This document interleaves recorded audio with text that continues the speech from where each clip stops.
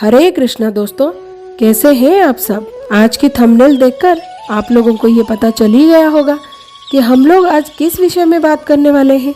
तो दोस्तों, रथ यात्रा तो कब की समाप्त हो गई, परंतु हम में से कितने ऐसे सौभाग्यशाली लोग हैं जिन्होंने यात्रा की आरंभ से लेकर समाप्त होने तक भगवान की सारी लीलाएं देखी, हर विधि विधान, हर परंपरा का आनंद लिया।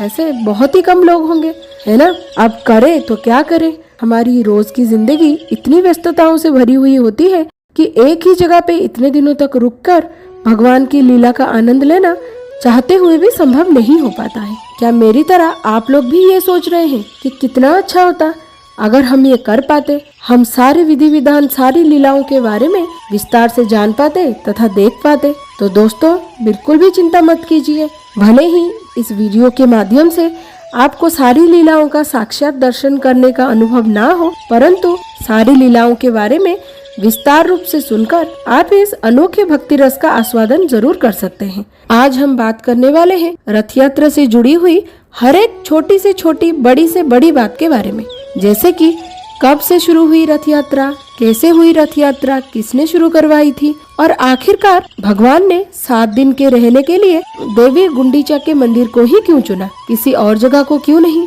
सिर्फ इतना ही नहीं, हम रथ यात्रा से जुड़ी हुई और भी बहुत सारे मजेदार किस्सों के बारे में बात करने वाले हैं, जैसे कि भगवान जगन्नाथ के रथ यात्रा में इतना गुस्सा किसको आता है कि वो 4 दिन बाद नंदीघोष रथ को ही तोड़ के चला जाता है। सिर्फ इतना ही नहीं, रथ को तोड़ के जाने वाले के लिए भगवान श्री जगन्नाथ वापसी में बड़े बड़े मीठे मीठे रसगुल्ले लेकर आते हैं ताकि उनको मना पाए। कौन है आखिरकार वो, और ऐसा वो क्यों करती है, और भी बहुत सारे अनोखे, चमत्कारी, मजेदार किस्सों के बारे में बात करने वाले हैं हम आज के वीडियो में। इसीलिए पूर्ण रथ यात्रा तथा उससे जुड़ी हुई बहुत सारी अनोखी लीलाओं का रस का आस्वादन करने के लिए वीडियो के अंत तक बने रहिए। चैनल पे नए हैं तो लाइक, शेयर, कमेंट के साथ साथ सब्सक्राइब भी कर दीजिए। अब देर न करते हुए जल्दी से चलते हैं हमारी कथा की तरफ। भगवान श्री जगन्नाथ की सभी यात्राओं में सबसे प्रमुख एवं प्रधान रथ यात्रा उत्सव है, जो संपूर्ण विश्व में सर्वाधिक लोकप्रिय है। पूरे विश्व में इससे बढ़कर कोई यात्रा अथवा उत्सव शायद ही देखने को मिलेगा, जिसमें भाग लेने, भगवान को रथ पर दर्शन करने संसार के कोने कोने से लाखों लोग पूरी धाम में आते हैं। इस उत्सव की राह पूरे वर्ष हर कोई भक्त देखता है। तो इस प्राचीन उत्सव की शुरुआत हुई कहाँ से थी? महाराज इंद्रद्युम्न ने स्वयं भगवान के आदेशानुसार की थी इस यात्रा की शुरुआत। भगवान ने उन्हें कहा था, हे राजा, आषाढ़ मास की शुक्ल द्वितीया को मुझे, सुभद्रा और भ्राता बलभद्र को रथों पर विराजमान करवाकर नवयात्रा उत्सव बड़े ही आडंबर के साथ संपन्न करना। मुझे महावेदी या मेरा आविर्भाव स्थल गुंडीचा मंदिर ले जाना। इस आदेशानुसार आज भी इस यात्रा को बड़े ही धूमधाम से मनाया जाता है। मादला पांजी के अनुसार प्राचीन समय में श्री मंदिर एवं गुंडीचा मंदिर के बीच मालिनी नदी थी। उस समय राजागण 6 रथों का निर्माण करते।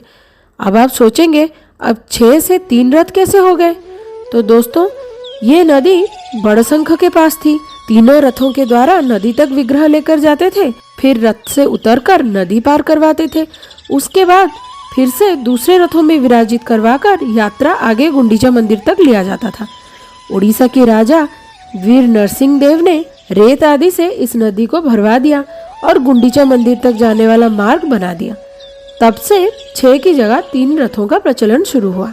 रथ यात्रा कितनी पुरानी है ये कोई भी नहीं बता सकता। भविष्योत्तर पुराण में प्रहलाद महाराज ने महाविष्णु की रथ यात्रा मनाई थी। हरिभक्ति विलास में उत्थान एकादशी के दूसरे दिन रथ यात्रा मनाने की विधान बताया गया है। उडुपी में प्रतिदिन उडुपी कृष्ण की रथ यात्रा उत्सव मनाई जाती है। स्कंद पुराण में रथ यात्रा की महिमा वर्णन करते हुए कहा गया है, यदि कोई व्यक्ति भगवान श्री जगन्नाथ, श्री बलभद्र और माता सुभद्रा को रथ पर आरूढ़ होकर महावेदी की ओर जाते हुए देखता है, तभी लाखों जन्मों के उसके पाप तुरंत नष्ट हो जाते हैं। पुराणों में वर्णन आता है, रथे तु वामनम दृष्ट्वा पुनर्जन्म न विद्यते, अर्थात यदि कोई श्री भगवान को रथ पर आरूढ़ होते हुए देखता है तब उसका पुनर्जन्म नहीं होता। जो भी उनके दर्शन करता है वो उस व्यक्ति को निश्चित रूप से उद्धार करते हैं। तो अब चलते हैं हमारी उस सवाल की तरफ कि आखिरकार गुंडीचा मंदिर ही क्यों और कहीं क्यों नहीं। तो दोस्तों, स्कंद पुराण में वर्णन आता है कि विग्रहों की स्थापना के बाद राजा इंद्रद्युम्न ने भगवान से निवेदन करते हुए 3 वर मांगे थे। सर्वप्रथम उन्होंने कहा था कि उन्हें कोई संतान न हो, ताकि आगे जाकर मंदिर पर कोई अपना अधिकार साब्यस्त ना कर पाए। दूसरा, कि वो पूरे दिन खाते रहे। और तीसरा वर ये था कि भगवान केवल 3 घंटे विश्राम करें तथा पूरे दिन अपने दर्शन से जगत के बद्ध जीवों का उद्धार करें। भगवान ये सुनकर मुस्कुराए और कहा, तथास्तु। राजा अत्यधिक आनंदित थे, परंतु उनकी पत्नी रानी गुंडीचा देवी दुखी हो गई थी, क्योंकि स्त्रियों की आंतरिक इच्छा पुत्र प्राप्ति की होती है। भगवान देवी गुंडीचा के हृदय को समझ गए। उन्हें सुख देने हेतु भगवान ने कहा, हे देवी, आज से हम आपके पास आकर हर साल 7 दिनों तक निवास करेंगे। इसीलिए भगवान अपनी मौसी को आनंद देने गुंडीचा मंदिर में आते हैं। पूरी रथ यात्रा की एक प्रमुख विशेषता ये है कि यहाँ रथ पर विराजित होने केवल उच्चैः विग्रह नहीं, परंतु जो मूल विग्रह है वो भी स्वयं बाहर आते हैं। ऐसा किसी भी मंदिर में आपको देखने को नहीं मिलेगा। गौड़ीय वैष्णव ये स्वीकारते हैं भगवान द्वारका से वृंदावन की ओर जा रहे हैं। जगन्नाथ मंदिर को द्वारका या नीलाचल कहा जाता है एवं ये ऐश्वर्य प्रधान है और भगवान माधुर्य से सदा उत्कृष्ट रहते हैं, जिसका स्थल है वृंदावन। गुंडीचा मंदिर सुंदराचल या वृंदावन है, जहाँ भगवान रथ पर बैठकर चले आते हैं। इसीलिए श्री चैतन्य चरितामृत में कहा गया है, यद्यपि भगवान द्वारका धाम में अपनी लीलाएं करते हैं और वहाँ परम उदारता प्रकट करते हैं, फिर भी वर्ष में एक बार वो वृंदावन देखने के लिए अत्यधिक उत्कंठित हो उठते हैं। बाहर से वो ये दिखावा करते हैं कि रथ यात्रा में भाग लेना चाहते हैं, लेकिन वास्तव में वो वृंदावन की प्रतिमूर्ति गुंडीचा मंदिर अर्थात सुंदराचल जाने के लिए जगन्नाथपुरी छोड़ना चाहते हैं। भगवान श्री जगन्नाथ विग्रह रूप में अपने हाथों को आगे उठाए हुए हैं, जिससे वो ये दिखाते हैं कि वो सभी के प्रति प्रीति रखते हैं और आलिंगन करना चाहते हैं। रथ यात्रा की शुरुआत वसंत पंचमी में होती है। माघ मास के वसंत पंचमी को उड़ीसा के दसपल्ला जिले के रणपुर जंगल से रथ निर्माण के लिए लकड़ियां संग्रह किया जाता है। अक्षय तृतीया के दिन ही रथ निर्माण कार्य गजपति राजा के महल के सामने बड़दांडा पर होता है। प्रत्येक वर्ष नई लकड़ियों से रथ का निर्माण होता है। केवल पार्श्व देवता, घोड़े एवं सारथी जिस वर्ष नवकलेवर होता है उसी दिन बनाए जाते हैं। प्रत्येक रथ 34 भागों में विभक्त होता है और तीनों विग्रहों के लिए अलग अलग रथों का निर्माण किया जाता है। इन रथों का विवरण मैं संक्षिप्त में देने की कोशिश करती हूँ।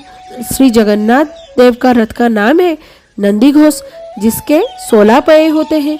उनके पार्श्व देवता होते हैं रामकृष्ण। रथ के शिखर पर आपको सुदर्शन चक्र तथा गरुड़ देव देखने को मिलेंगे। रथ का रंग होता है लाल पीला एवं ध्वजा का चिन्ह होता है गरुड़ ध्वज। रथ की ऊंचाई 23 हाथ और परिधि 5 हाथ की होती है।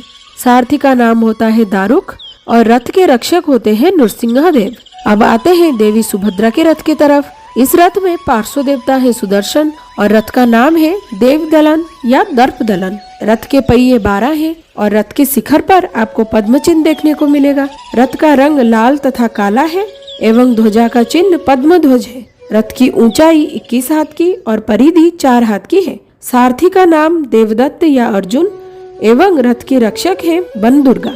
अब चलते हैं श्री बलभद्र की रथ की तरफ, जिनके पार्श्व देवता है मदन मोहन। रथ का नाम तालध्वज है और उसके पहिए हैं 14। रथ के शिखर पर आपको ताल चिन्ह देखने को मिलेगा एवं रथ का रंग लाल हरा है। ध्वजा का चिन्ह लांगल ध्वज है। रथ की ऊंचाई 22 हाथ की एवं परिधि 4 हाथ की है। सारथी का नाम है सुद्युम्न एवं रथ के रक्षक है अनंत। दैतागण यानी कि सेवक सर्वप्रथम बड़दांड में खड़े रथों पर सवार करने के लिए एक निश्चित क्रम में विग्रहों को लेकर आते हैं। सर्वप्रथम सुदर्शन को लाकर रथ की परिक्रमा करने के बाद देवी सुभद्रा के रथ पर विराजित करते हैं, क्योंकि भगवान श्री जगन्नाथ अपनी बहन सुभद्रा के रक्षा हेतु चिंतित हैं। जब दैतागण बलदेव को लेकर आते हैं तो उन्हें तालध्वज नाम के रथ पर स्थापित करते हैं और सबसे अंत में भगवान श्री जगन्नाथ रत्न वेदी छोड़कर 22 पावच होते हुए सिंह द्वार से बाहर आते हैं। दैतागण उन्हें रस्सियों से बांधकर धीरे धीरे उठाकर दोलायमान होते हुए लेकर आते हैं। उन्हें खींचकर रथ पे बिठाते हैं। ऐसा लगता है कि मानो कोई मदिरा का पान किया है भगवान ने। आचार्यगण कहते हैं कि वे वृंदावन के वियोग में हैं। तदुपरांत विजय विग्रह मदन मोहन और रामकृष्ण भी रथ पर बिठाए जाते हैं। भगवान को सुंदराचल में 7 दिन लगने वाली सभी वस्त्र, अलंकार, सब कुछ एक बड़े से संदूक में डालकर उसे जगन्नाथ जी के रथ पर रखा जाता है। इसके बाद उन्हें सोने का टीका लगाया जाता है। बाद में प्रचलित रीति के अनुसार पुरी के गजपति राजा अपने महल से पालकी में सवार होकर आते हैं एवं भगवान के रथ पर सोने की झाड़ू से सफाई करते हैं।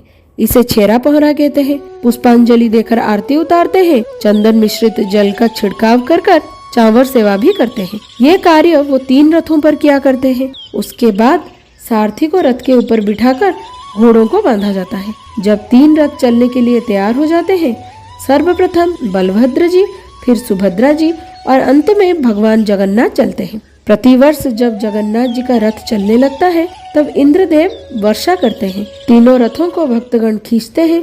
इस प्रकार रथ चलता रहता है। विभिन्न भक्तों के द्वारा रास्ते में भोग को स्वीकार करते करते संध्या तक तीनों रथ गुंडीचा मंदिर पहुंच जाते हैं। अब तीनों भगवान अपनी मौसी माँ के घर जाकर आनंद पूर्वक रहते हैं।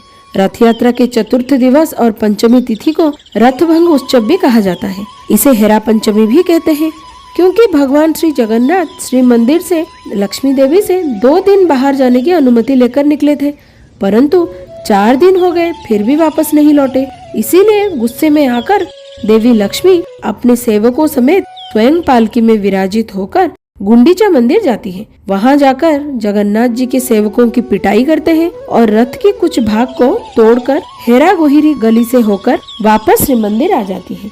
7वें दिन संध्या दर्शन उत्सव होता है और 8वें दिन रथों को दोबारा दक्षिण की ओर करके रखा जाता है। 9वें दिन पुनः वापसी यात्रा संपन्न होती है, जो बाहुड़ा यात्रा के नाम से भी जाना जाता है। वापसी पर बलभद्र जी और सुभद्रा जी के रथों को सीधे श्री मंदिर लिया जाता है एवं सिंह द्वार के समक्ष लाकर खड़ा कर दिया जाता है। मगर जगन्नाथ जी का रथ कुछ अवधि तक अर्धासनी मंदिर में रुकता है, जहाँ पोड़ो पिठा भगवान को भोग लगाया जाता है। दोस्तों, ये चावल व काले चने के आटे की बनी हुई केक है, जो भगवान के द्वारा रानी गुंडीचा को दिए गए पौराणिक वचन का प्रतीक है। इसके बाद यात्रा पुनः प्रारंभ होती है। सिंह द्वार पहुँचने से पहले जैसे ही नंदी घोष महल के निकट पहुँचती है, दूत लक्ष्मी देवी को सूचना देते हैं। फिर वो मंदिर से बाहर चाहनी मंडप यानी कि देखने का मंडप में आती, फिर रसोई घर के पास जाकर भेंट मंडप पर आती है, जहाँ से वो चोरी से नंदी घोष की एक झलक लेती है और बाहर चर्चिका देवी के मंदिर के पास आकर भगवान श्री जगन्नाथ से मिलती है।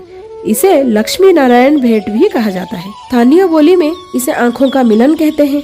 इस पौराणिक वृत्तांत को स्मरण करते हुए जैसे ही नंदी घोष महल के निकट आती है, तब सेवायत लक्ष्मी देवी की स्वर्णिम प्रतिमा को एक सुसज्जित पालिकी में चाहनी मंडप ले आते हैं, जहां गजपति महाराज पौराणिक शाही वस्त्रों में लक्ष्मी देवी की स्वागत करते हैं और फिर दहीपति मनोही की रस्म निभाई जाती है। तत्पश्चात गजपति द्वारा लक्ष्मी देवी की प्रतिमा को जगन्नाथ के समक्ष अपने सिर पर उठाते हैं, जैसे कि मानो भगवान और देवी एक दूसरे को देख रहे हैं। देवी को आज्ञामाला अर्पित की जाती है। फिर वो नंदीघोष की चारों ओर परिक्रमा करती है और श्री जगन्नाथ के आगमन की प्रतीक्षा करने के लिए श्री मंदिर वापस जाते हैं। देवी लक्ष्मी के जाने के बाद नंदीघोष को खींचना पुनः प्रारंभ हो जाता है। सिंह द्वार पर विग्रह अपनी रथ में सभी को दर्शन देने के लिए 10वीं से त्रयोदशी तक 4 दिन विराजित रहते हैं। एकादशी के दिन भगवान को सोना बेस होता है। फिर द्वादशी के दिन अधर्पणा भोग होता है, जिसमें विग्रहों की अधरों तक ऊंचे मटकों में विशेष शरबत भोग लगाकर मटकियों को तोड़ा जाता है। त्रयोदशी के दिन विग्रह रथ से उतरकर श्री मंदिर में प्रवेश करते हैं।